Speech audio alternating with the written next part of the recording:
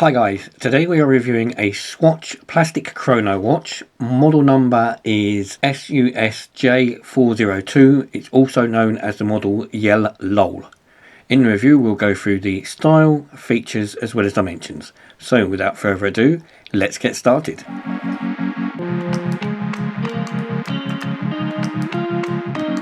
So as you can see, this is a very bright plastic watch. We have a clear plastic yellow case.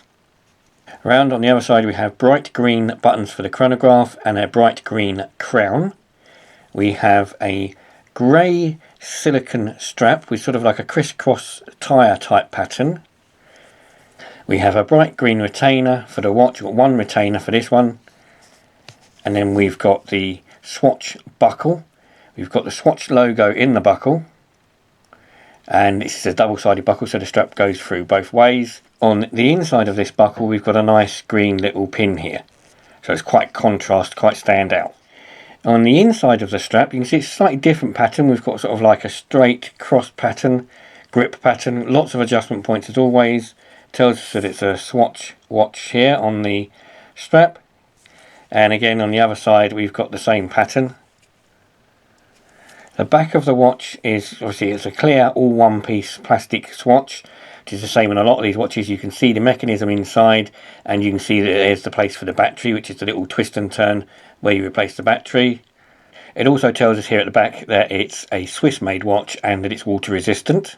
If we come around to the face of the watch you can see we've got a very bright yellow ring around the watch. It's a tachometer for the chronograph. It doesn't move, but it's a very bright colourful bezel. The face itself as well, as you can see, is very colourful. We've got a black face. We've got no inner shoulder as such. That's just sort of clear. So it's actually quite nice it's clear because you can see sort of like colours going through it when you move stuff behind it. The face has on the very edge, the outer edge, is a railway for the seconds and minutes in green. You've got the hour markers in a bright yellow. And then you've got the subdials in pink, again in this sort of track type pattern. You've got a date window in white with black numerals on it, but no surround to it. If we come to the hands, you've got the hands on the three subdials. These look like they're silvery coloured. You've got the hands for the hours and the minutes. Again, these are silver painted hands. Just about make them out, I think. Got silver coloured paint on them with luminous paint in the ends of those hands.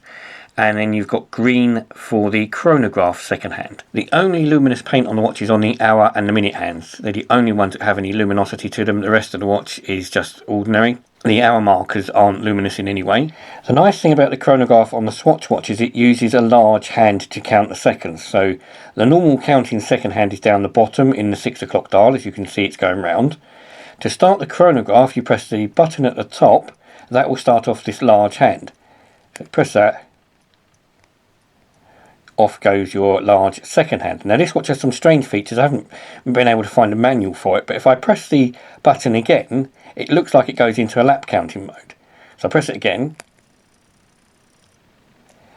and the dial at the side seems to move for some reason. Press it again, we carry on counting. If I press it again to stop it, and then press the bottom button, it will reset as always.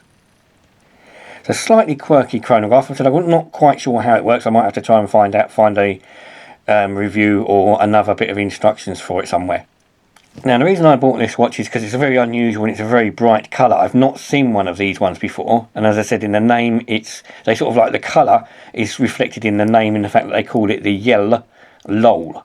So it's Yel-Lol.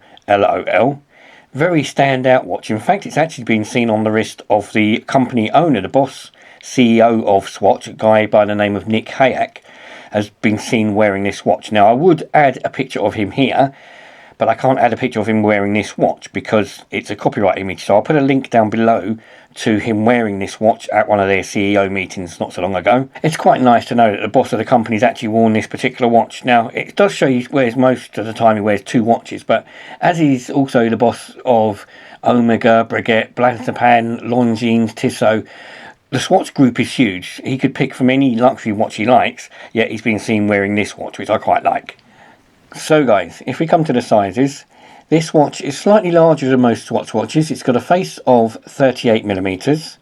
The case is 42mm, which is going from bezel side, and if you include the crown, that works out at 44mm. The strap is a men's size strap or unisex size strap at 20mm, and depth wise it's slightly thicker again than most Swatch watches would be, so it's 13mm from front to back, but it is all plastic.